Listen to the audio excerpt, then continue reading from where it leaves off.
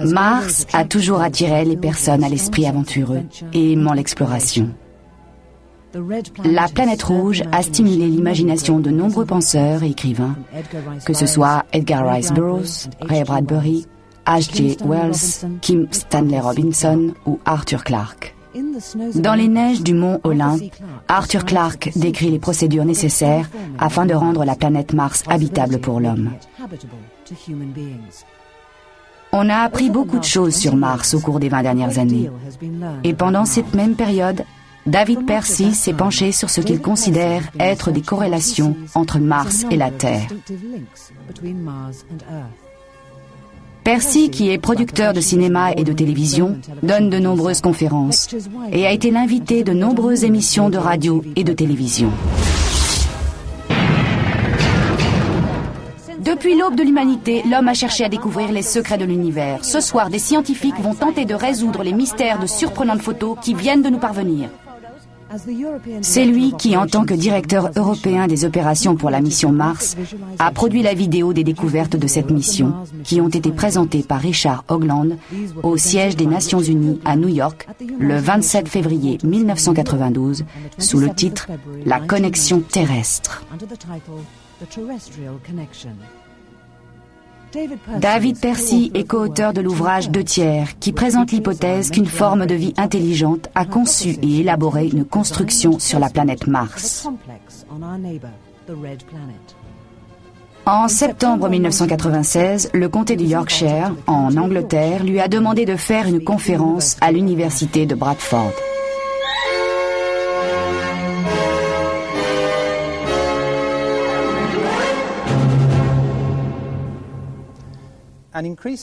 De plus en plus de gens ont entendu parler de l'existence, sur la planète Mars, de ce qu'on appelle le visage. Je vais démontrer qu'il existe une connexion entre cette construction sur Mars et les 3 sites anciens de Avebury, Glastonbury et Stonehenge, en Angleterre, grossis à 2 échelles différentes. La plupart des planètes, en raison de leur rotation, connaissent un pôle d'énergie physique tridimensionnel, toujours situé entre les 19e et 20e degrés de latitude, aussi bien dans l'hémisphère nord que dans l'hémisphère sud. Cette latitude coïncide avec celle d'une pyramide fictive de 3 côtés, dont la base serait à l'intérieur de la planète.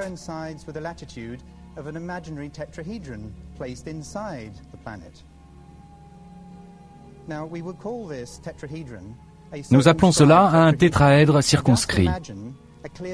Imaginez une sphère vide, avec au centre une pyramide touchant la sphère de l'intérieur.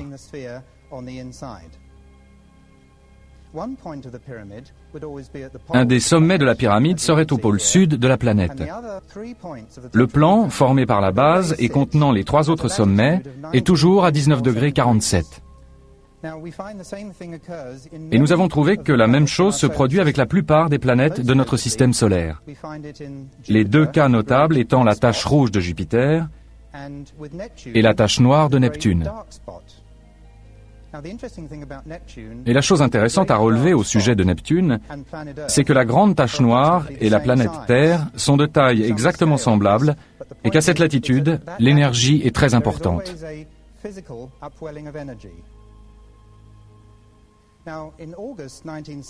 En août 1975, la NASA a envoyé la sonde orbitale Viking vers Mars.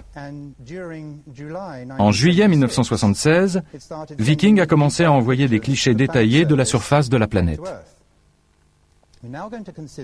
Intéressons-nous maintenant à la région de la planète appelée Cydonia par la NASA. Il y a là abondance d'éléments vraiment insolites. Notez sa position par rapport au tétraèdre fictif. Elle est placée à 120 degrés du mont Olympe, l'endroit du pôle d'énergie sur Mars.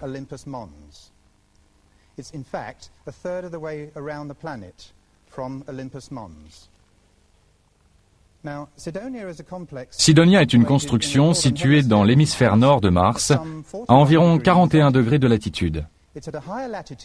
La latitude est donc plus élevée que 19 degrés 47, mais elle est en relation trigonométrique avec 19 degrés 47. Cela aurait pu être aussi 30 degrés 60 ou 40 degrés 80.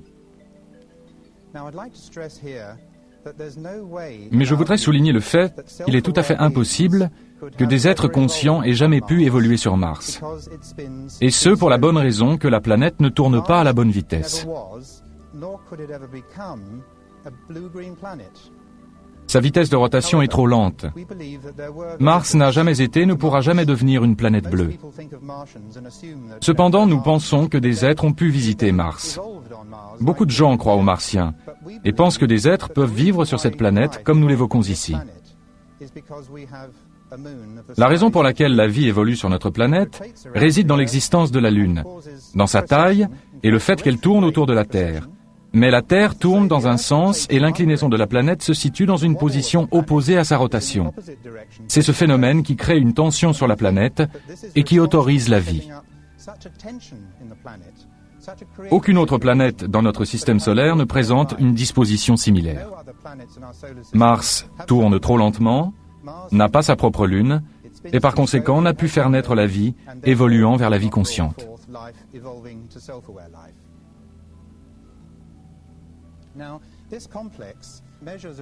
Cette construction mesure environ 30 miles par 15, un total de 450 miles carrés.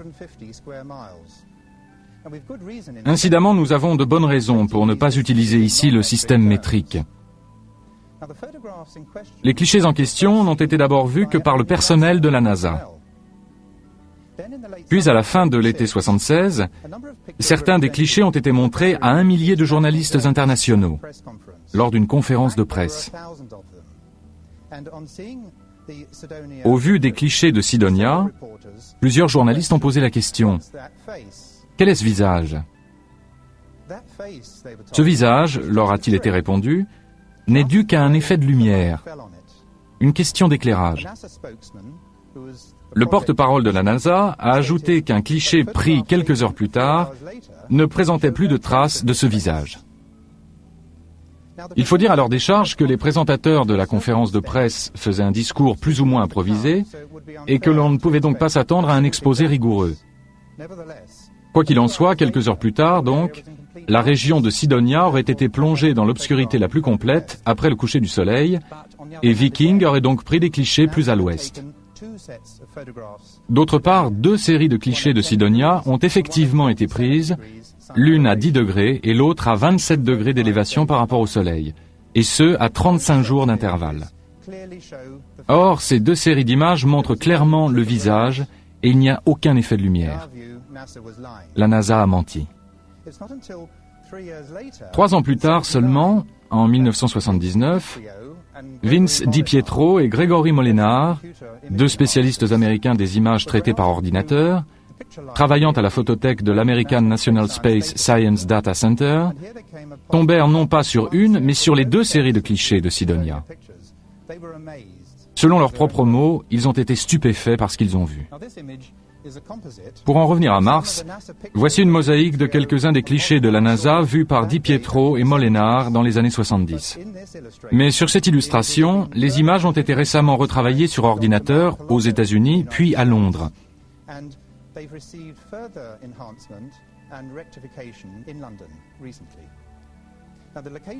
L'emplacement du visage et d'autres parties importantes de la construction sont clairement définis.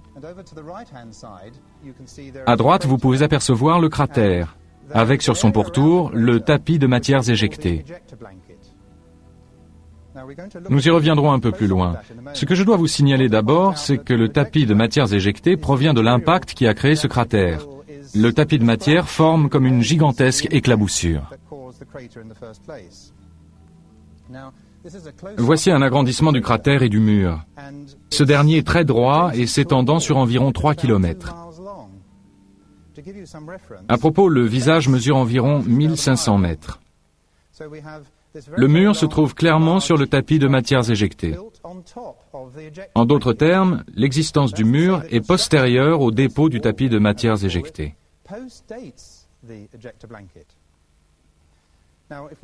Sur les bords du cratère, nous avons quelque chose qui ressemble à une pyramide à 3 côtés ou tétraèdre au nord du trou. Il est très important de se rappeler ce point précis. Et aussi, si vous les voyez, deux points blancs au centre du cratère, dont il faudra se souvenir tout à l'heure, car nous en verrons de similaires. Au sud du cratère se trouve une butte entourée d'une spirale ascendante dans le sens contraire des aiguilles d'une montre. Cette butte fait environ 1500 mètres de diamètre pour 150 mètres de hauteur. Voici une illustration de l'un des crop circles les plus connus, apparus en très grand nombre au sud de l'Angleterre au cours des dernières années. Ce crop circle a surgi à Barbury Castle le 17 juillet 1991. Il s'agit d'un tétraèdre. Notez bien l'encoche en spirale dans le coin droit de l'empreinte.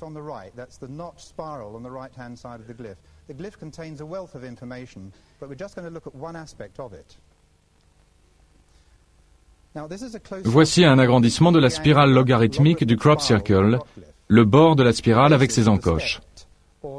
Ceci a été réalisé par Errol Torrin.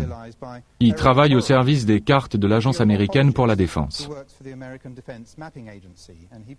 Il a réalisé cette illustration qui montre que la spirale avec l'encoche forme la base d'une spirale logarithmique. J'ai réalisé plus tard que l'on retrouve la spirale dans la butte de Mars. Et voici à la fois la butte et la spirale logarithmique.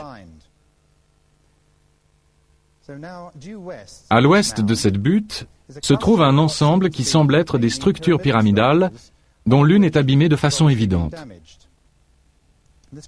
Ce groupe de structures est appelé la Cité.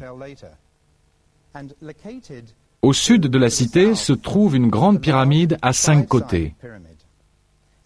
La grande pyramide D et M, nommée ainsi après sa découverte par Di Pietro et Molenar. Le côté gauche de cette pyramide semble totalement intact, et le côté droit paraît en revanche endommagé. Gardez bien ce détail en mémoire. Ce transparent permet de bien voir les faces de la pyramide à 5 côtés. Comme Errol Torrin, spécialiste en géomorphologie de l'American Defense Mapping Agency, le souligne, un objet à 5 côtés ne peut pas être formé, et à plus forte raison, maintenu en l'état par la seule force du vent et des phénomènes météorologiques. Car la force qui accentue l'une des faces causera inévitablement l'érosion de la face ou du côté opposé. Nous avons envie de dire qu'une pyramide sur Mars est une chose singulière. Mais un visage sur Mars est une chose au moins aussi singulière. L'analyse fractale utilisée pendant la guerre du Golfe a été employée ici, et comme vous pouvez le voir, l'analyse fractale est à droite et l'image originale à gauche. Ils ont utilisé l'analyse fractale pendant la guerre pour repérer des tanks dans le désert. Et en employant cette technique, les spécialistes ont affirmé que le visage de Mars est la chose la plus étonnante sur plus de 4000 km² à la ronde.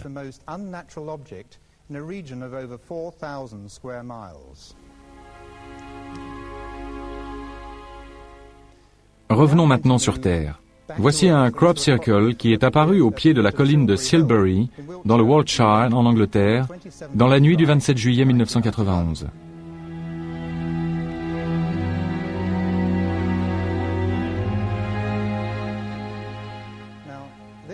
Ce crop circle m'a incité à observer attentivement une photo aérienne dans le livre d'Aubrey Burle, Avebury au temps de la préhistoire.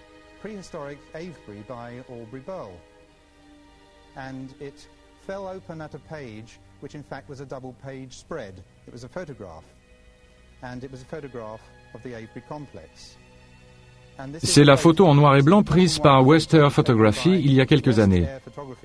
Et c'est un cliché pris en regardant le sud. Et jusqu'à présent, on regardait l'image dans la direction opposée. On avait les constructions de Sidonia avec le nord en haut du cliché. On regarde maintenant dans la direction opposée. Ce cliché est extrêmement utile pour ce que j'avais en tête, parce que la colline de Silbury est également dans le cliché. Alors voilà la colline de Silbury dans le coin supérieur droit, et au premier plan, le cercle d'Avebury et son fossé. Et je suppose que j'ai eu quelque chose comme une réminiscence lointaine.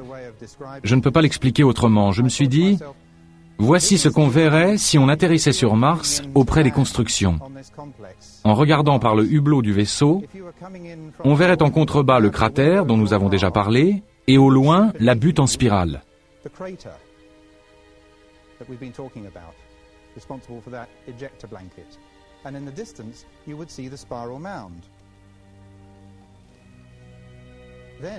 Il m'est alors apparu que le rempart de terrassement et le fossé d'Avebury pouvaient être une représentation du cratère, et la colline de Silbury, au loin, une représentation de la butte en spirale de Cydonia.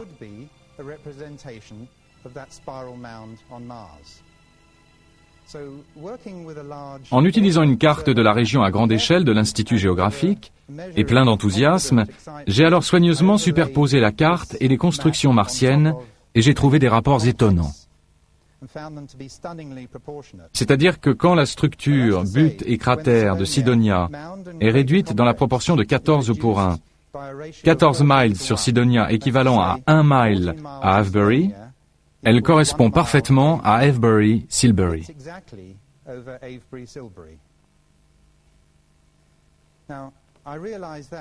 J'ai compris qu'en y ajoutant le crop circle de Silbury, ces trois éléments n'étaient qu'une seule et même représentation géographique et topographique. Ils étaient fondamentalement la même image, transmettant les mêmes informations dans chaque cas. Inspiré par le crop circle, j'ai réalisé que la colline de Silbury et le cercle d'Avebury devaient être des représentations à l'échelle de cette partie des constructions de Mars.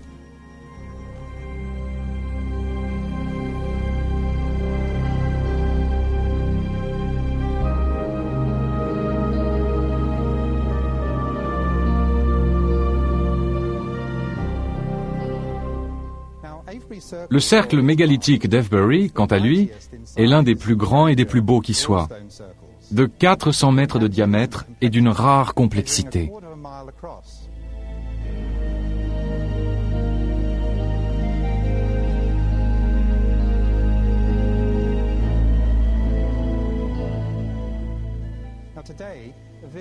Un village s'y niche aujourd'hui. Un écrivain a déclaré que si Stonehenge est une église, alors Avebury est une cathédrale.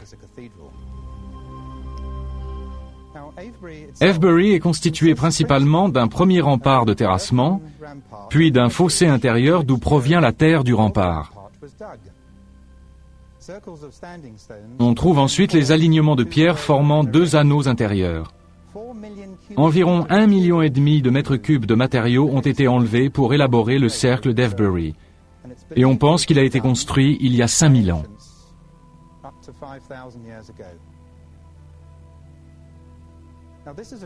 Voici un dessin des deux cercles de pierres intérieures qui illustre bien l'angle à 19,5 degrés avec le nord.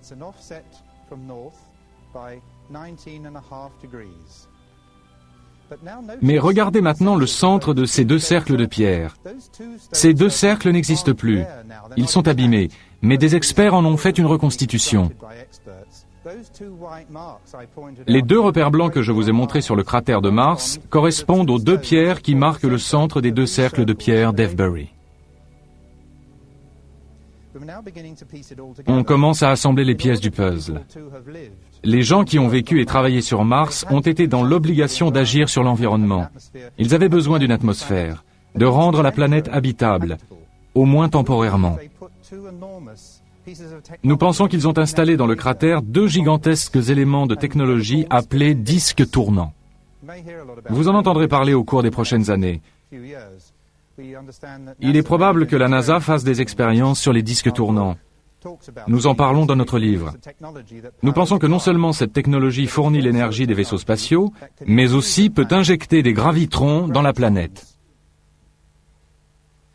En agissant ainsi, on peut augmenter la masse apparente de la planète et lui permettre de tourner à la bonne vitesse et d'avoir ainsi une atmosphère.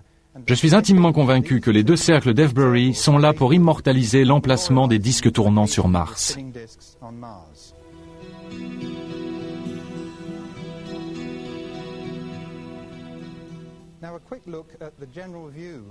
Et maintenant un retour rapide à une vue générale de Cydonia pour nous rappeler l'emplacement exact du cratère et de la butte en spirale à droite des constructions. Nous allons maintenant comparer la butte en spirale de Mars avec la colline de Silbury en Angleterre. Il est important de souligner que la colline de Silbury n'est pas une sépulture, comme il a été dit, et que la signification de la structure Silbury-Avebury reste encore maintenant un mystère absolu. Environ 3 millions de mètres cubes de matériaux auraient été remués, ce qui aurait nécessité, selon les experts, le travail de 700 personnes pendant 10 ans.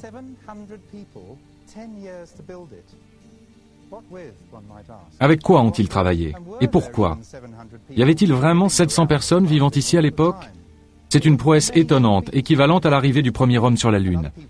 Ça devait être d'une importance considérable pour eux.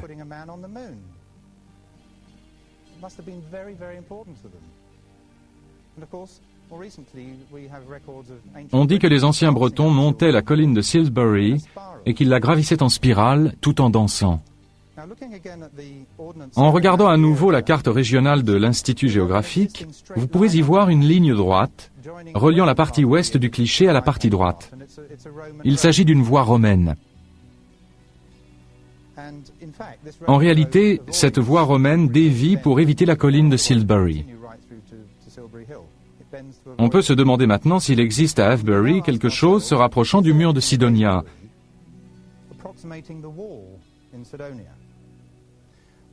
Eh bien, nous avons tracé une ligne partant du centre de la colline de Silbury jusqu'au centre d'Avebury Manor. Voici Avebury Manor.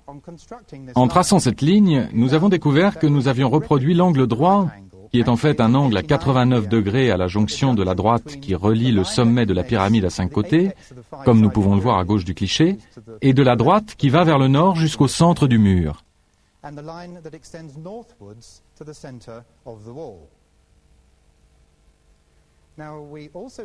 Nous avons également tracé une ligne droite partant du centre de la butte en spirale de Sidonia jusqu'à la pyramide tétraèdre sur le bord du cratère.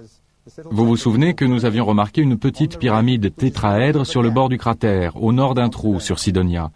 Eh bien, l'angle formé par la verticale du mur et cette nouvelle droite est de 19 degrés 47.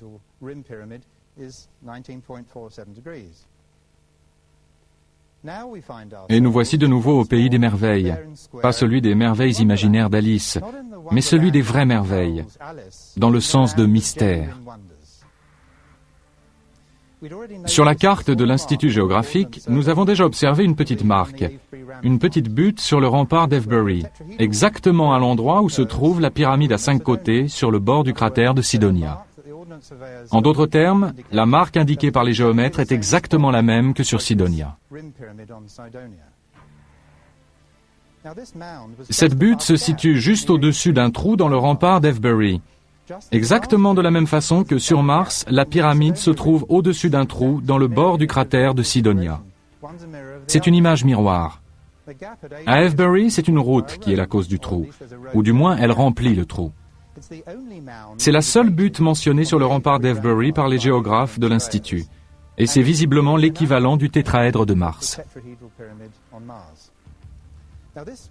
Cette pyramide sur le rempart d'Avebury, au nord d'un trou, en miroir de la pyramide tétraèdre sur le bord du cratère de Sidonia, au nord d'un trou, apporte à ce cas une confirmation finale s'il en était besoin.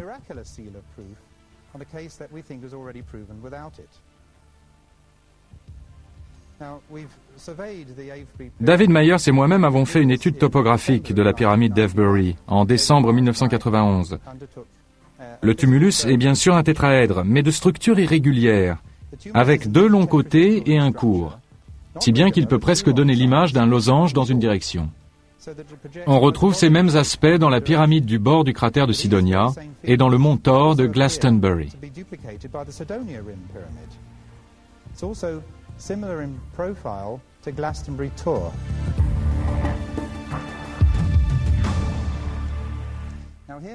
Voici maintenant un dessin du crop circle de la colline de Silbury. Nous retrouvons ici notre angle de 19 degrés 47. J'ajouterai seulement que les structures et les crop circles que nous étudions peuvent générer facilement d'autres angles de 19 degrés 47. Ce crop circle, toutefois, contient une mine d'informations dont, par exemple, les rapports de masse entre Mars et la Terre. Mais y a-t-il à Avebury quelque chose de plus précis pour indiquer le mur?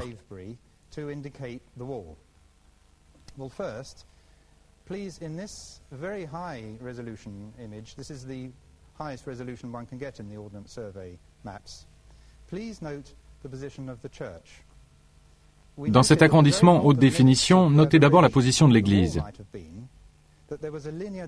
Nous avons remarqué sur une photo aérienne, à l'extrême limite nord de l'endroit où aurait pu se trouver la crête du mur, il existait une ligne de dépression à champ ouvert au nord d'Avebury Manor. Eh bien, directement dans l'axe de la projection hypothétique de la colline de Silbury et correspondant à l'échelle du transparent, se trouvait un fossé mal comblé et les traces d'un mur de remblai. Un archéologue de la région qui travaille pour le National Trust depuis 25 ans nous a dit qu'il s'agissait de l'axe nord-sud de l'ancien village. Le tracé passait apparemment sous le village actuel et allait presque jusqu'au parking. Les restes du fossé et du mur peuvent être les vestiges d'une ancienne route, comme le pense l'archéologue, mais il y avait sûrement un but plus important à cela, comme celui d'être la représentation du mur de Mars. Revenons maintenant à la pyramide à 5 côtés et à sa correspondance éventuelle. La ligne de base du triangle que nous avons placé sur la carte de l'Institut géographique partait, vous vous en souvenez, du sommet de la pyramide à 5 côtés de la colline de Silbury. C'était la voie romaine. En faisant demi-tour et en regardant dans la direction opposée, on s'aperçoit que cette ligne droite reliant la colline de Silbury au sommet de la pyramide monte en pente douce jusqu'à un tumulus caractéristique, une butte de terre entourée d'un bosquet d'arbres, le seul accident de terrain sur au moins 1600 mètres à la ronde. Il se voit comme le nez au milieu de la figure. C'est un endroit magnifique.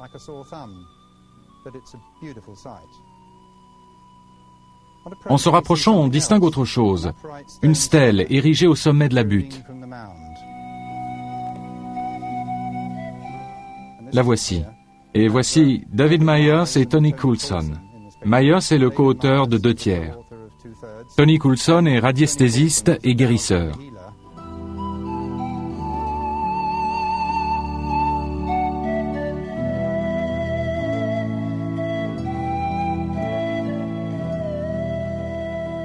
Il faisait de la radiesthésie sur Terre pour des éléments qui sont sur Mars. Il faisait de la radiesthésie à distance, si vous voulez.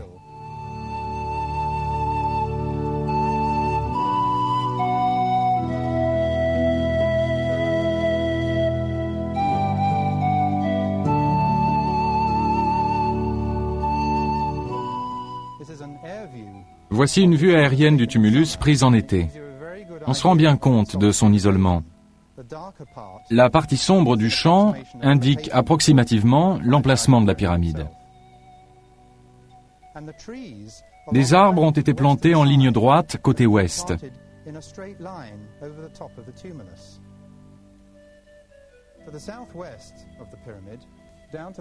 Il y a un angle au sud-ouest de la pyramide, mais si on regarde légèrement au-dessus, on distingue quelque chose qu'on peut appeler un contrefort.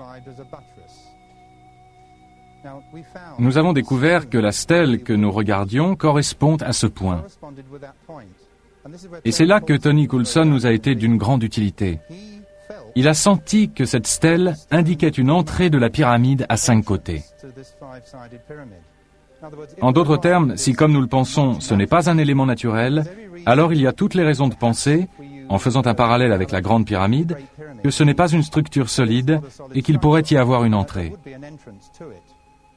Il ne savait pas que nous pensions que la pyramide à 5 côtés était impliquée.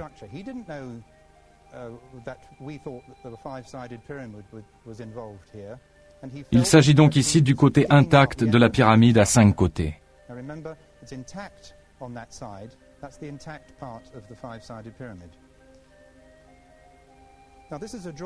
Voici un dessin avec, au bas de l'image, la pyramide à 5 côtés et la cité au nord-ouest.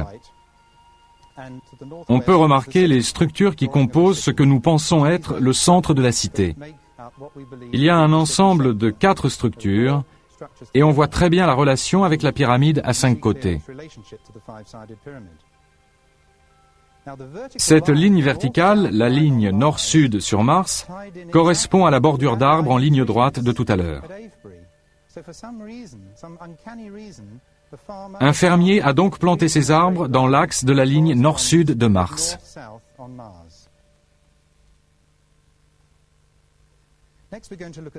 Voyons maintenant la cité. La route principale monte jusqu'à ce qui semble être une analogie topographique de la cité. Elle se trouve au nord-ouest de l'image.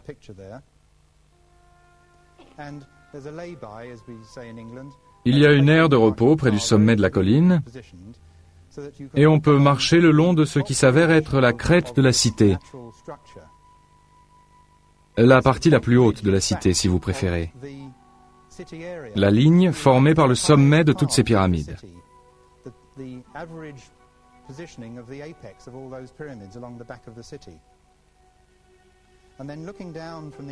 Et quand on regarde d'en haut, on aperçoit une sorte d'amphithéâtre géant. Quelque chose qui semble avoir été sculpté à même le terrain par une forme de vie intelligente, dans un passé lointain et obscur. Les collines correspondent exactement aux pyramides de la cité, et le champ au centre correspond au centre de la cité. L'emplacement d'un canon de la Seconde Guerre mondiale s'ajuste à l'une des pyramides de Sidonia, qui s'aligne directement du centre de la ville jusqu'au sommet de la pyramide à 5 côtés. Le centre de la cité est également indiqué. En effet, à proximité de la lisière nord du champ, 2 terrains en forme d'ovale très allongés n'ont ni été labourés, ni cultivés. Le fermier les a sacrifiés et n'y a rien semé. Ces 2 terrains en losange sont à l'endroit précis des 2 structures qui constituent la moitié nord du centre de la cité. Et à l'arrière, on a les contreforts.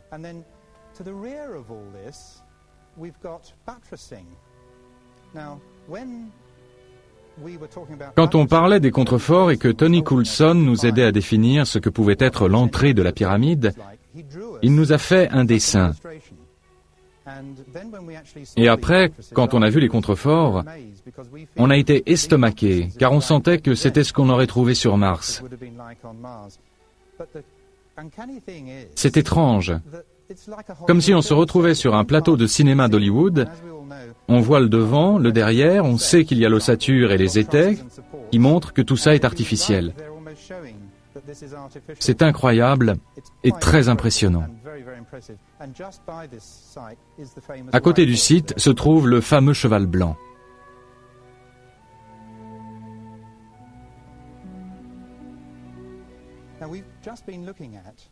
Nous venons de voir une réduction à l'échelle 1/14e des constructions martiennes.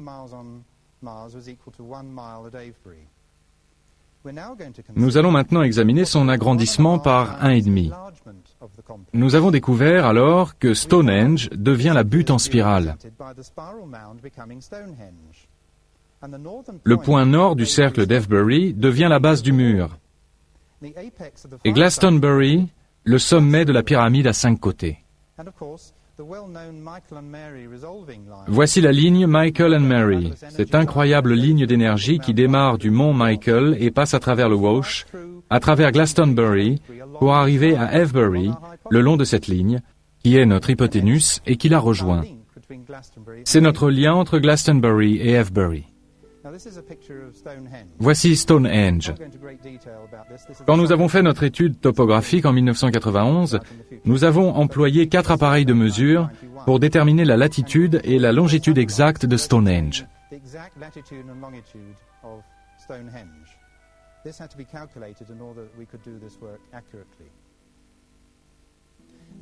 Grossi 1,5 fois, le cratère devient énorme. Il fait plus de 4 miles de diamètre et semble découler de Marlborough Downs, une vallée en forme de bol. Un chemin appelé le Ridgeway décrit un arc de cercle à l'ouest de la vallée. La route qui part d'Avebury suit la crête et le mur. Quand on regarde la carte, on voit que la crête du mur est signalée par la route de Swindon. À mi-chemin, la route de Swindon oblique brusquement et va vers le nord en suivant l'extrémité du mur. Elle met donc en relief à la fois la crête du mur et son contour. Barbary Castle n'est pas loin sur le bord du cratère, et c'est bien sûr là qu'est apparu le Crop Circle.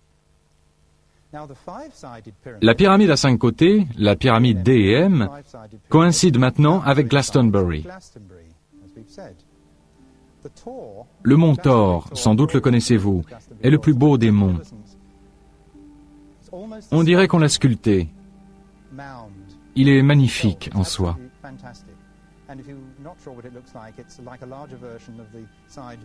Le mont Thor correspond au sommet de la pyramide à 5 côtés de Sidonia.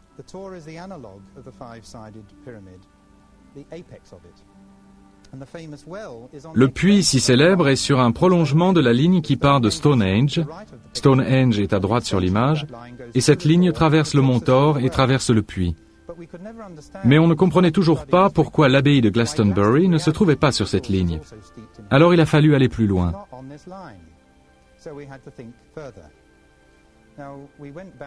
Nous sommes revenus au dessin de la pyramide à 5 côtés de Mars, et nous avons trouvé qu'il représentait à la fois les géométries à 5 et à 6 côtés. Nous savons que les choses vivantes ont une structure géométrique à 5 côtés, et les choses non vivantes, comme les cristaux ou les flocons de neige, une structure géométrique à 6 côtés. Si la pyramide à 5 côtés englobe à la fois les géométries 5 et 6, alors si on les superpose, on peut trouver un dessin sous-jacent. En combinant les symétries 5 et 6, on explicite l'emplacement de l'abbaye de Glastonbury. Souvenez-vous des détériorations de la pyramide que nous avons observées plus tôt. À gauche de l'image se trouve la partie intacte, et à droite, la partie endommagée. Nous pensons que l'abbaye de Glastonbury correspond à quelque chose dans la partie non endommagée de la pyramide, permettant une sorte de vision à distance. Nous avons le sentiment qu'il s'agit d'une partie de la technologie autrefois existante dans la pyramide à 5 côtés. Cette technologie fournissait à des êtres vivants toute l'énergie utile aux constructions dans lesquelles ils ont vécu pendant un certain temps. Et l'abbaye semble avoir contribué à la technologie et à la production d'énergie de ces constructions.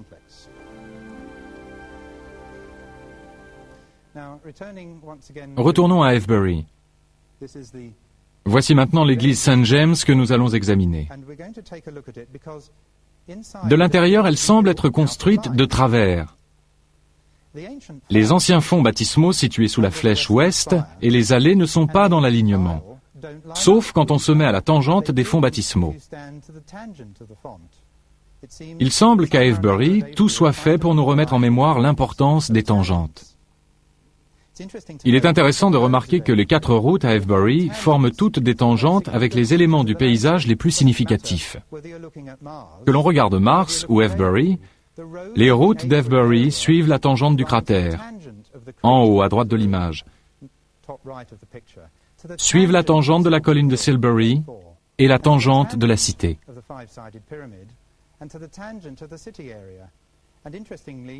3 fois sur 4, les routes sont en ligne droite. Si vous connaissez la région, vous savez que la route grimpe jusqu'à l'équivalent de la cité, et cette route n'est pas droite sur la carte. Et ces routes se croisent, bien entendu, à la tangente du carrefour de Beckhampton. Par la suite, nous avons découvert que chaque pierre d'Avebury a son équivalent sur Mars. C'est la raison de leur emplacement.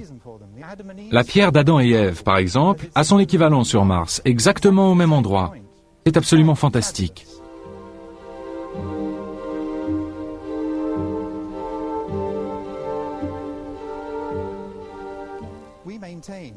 Nous soutenons donc qu'un nombre incroyable de crop circles ne peut que renforcer la très grande importance de cette région. Oui, tout cela est codé. Oui, il y a une clé. Ces informations codées sont au-delà de nos rêves les plus fous. Nous avons déjà déchiffré une grande partie des données, des informations et des technologies contenues dans les crop circles.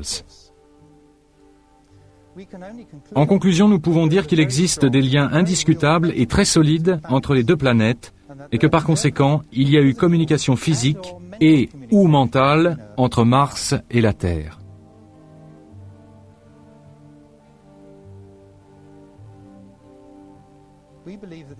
Nous sommes persuadés que ces informations ne sont pas seulement un message concernant une construction spécifique sur Mars.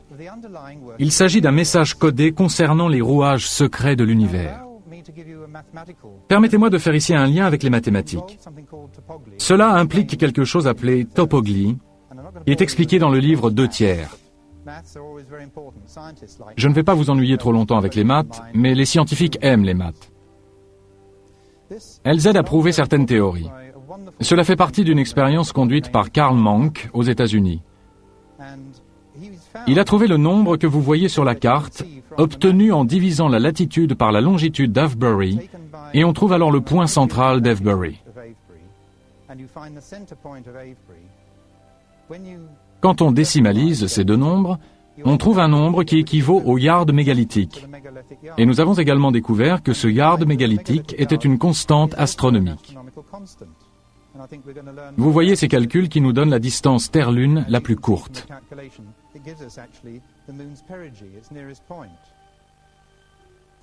La topoglie existe sur Mars.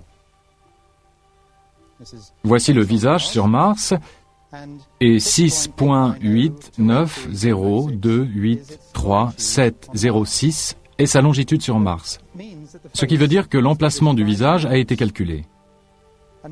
Et en multipliant le double tétraèdre par pi, on obtient 41 degrés 11 minutes 10.030 secondes. L'emplacement du visage sur Mars et sa topoglie utilisent la même technique, comme en témoignent les positions centrales d'Avebury ou de Stonehenge ou encore de la Grande Pyramide.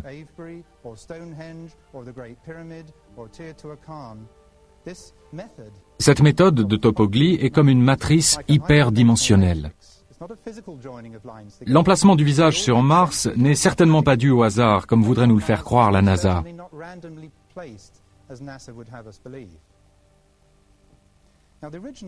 Les premières images de la NASA envoyées sur Terre par la sonde Viking en 1976 indiquaient que le visage était symétrique.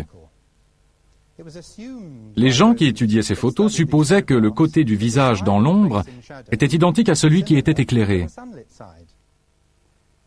Toutefois, nous pouvons maintenant démontrer qu'il s'agit d'un sphinx.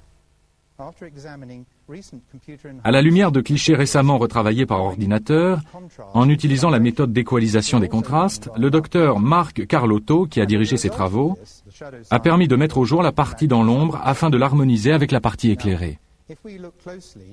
Si nous regardons attentivement la sculpture à deux côtés de Mars, le côté droit, c'est-à-dire le côté droit quand on se place du point de vue du visage, on voit très bien la moitié primate. Elle pourrait représenter un être humain des premiers temps de la Terre.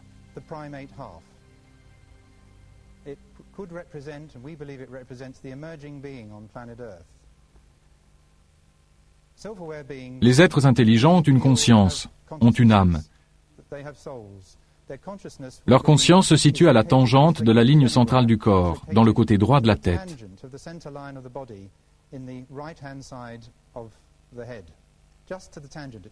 Cela expliquerait pourquoi le côté hominidé est dans la partie droite et le côté léonin dans la partie gauche de la sculpture. Voici le côté gauche.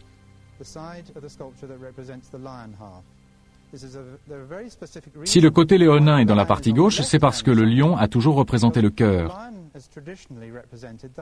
Le cœur qui pompe en 3 dimensions, qui nous maintient en vie.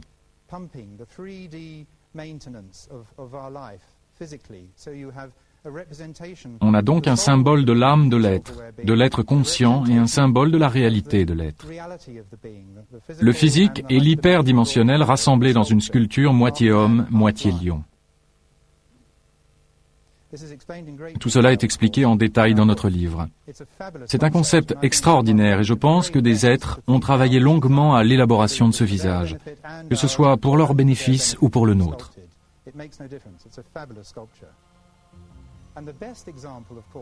Sur Terre, le plus bel exemple de sphinx que nous ayons est celui connu sous le nom de Ark-Ur, et nous affirmons qu'il a été sculpté il y a environ 237 000 ans.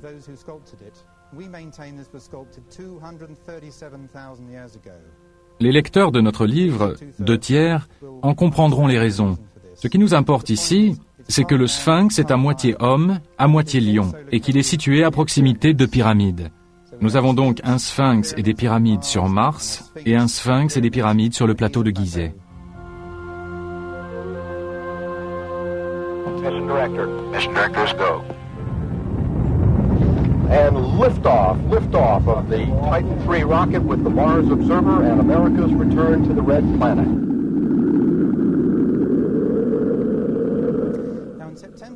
En septembre 1992, la NASA a envoyé sur Mars une sonde spatiale qui avait la capacité, à partir de décembre 1993, de prendre de nouveaux clichés des constructions controversées. Mais la NASA se refuse absolument à photographier à nouveau la région des constructions, malgré les preuves évidentes étayant l'hypothèse d'une vie intelligente qui lui ont été constamment exposées. Selon la NASA, les clichés de cette région, si par hasard ils étaient pris, seraient mis à la disposition du public environ 6 mois après leur réception terrienne. Mais au moment même où le vaisseau se mettait en orbite autour de la planète rouge, le 21 août 1993, Mars Observer tombait en panne.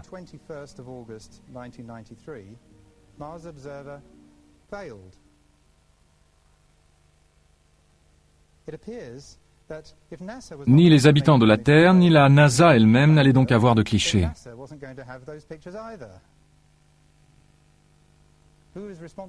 Qui est responsable de la panne de Mars Observer? Depuis la publication du livre 2/3, le 21 août 1993, la NASA semble être revenue à de meilleurs sentiments. Si vous surfez sur le web, vous verrez une grande éclaboussure sur la page de la NASA. C'est le visage sur Mars.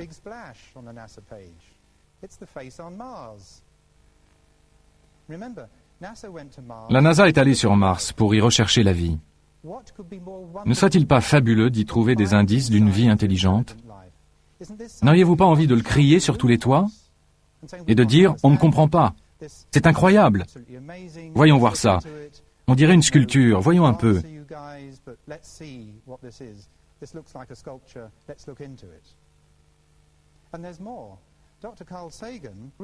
Il faut ajouter que le docteur Carl Sagan a admis que l'argument fallacieux concernant l'éclairage du visage était une déclaration erronée et malheureuse du directeur de projet. D'après une déclaration récente des dirigeants de la NASA, nous savons tous qu'ils pensent avoir trouvé la preuve d'une vie sur Mars dans un morceau de météorite de l'Antarctique contenant des fragments de fossiles d'organismes primitifs. Rien de très impressionnant pour l'instant, et ces preuves ne sont pas corroborées. Mais au moins il se passe quelque chose. Il semble qu'une décision ait été prise à très haut niveau pour faire admettre l'idée que la vie existe probablement ailleurs et tout spécialement sur Mars.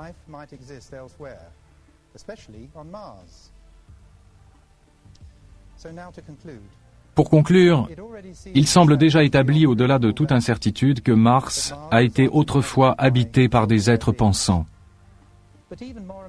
Ce qui est beaucoup plus troublant, c'est qu'il est maintenant tout à fait manifeste que les habitants de la Terre savaient cela il y a 5000 ans et peut-être même avant. La deuxième constatation renforce bien évidemment la première. Ou plutôt, ces deux séries de données forment un tout inébranlable.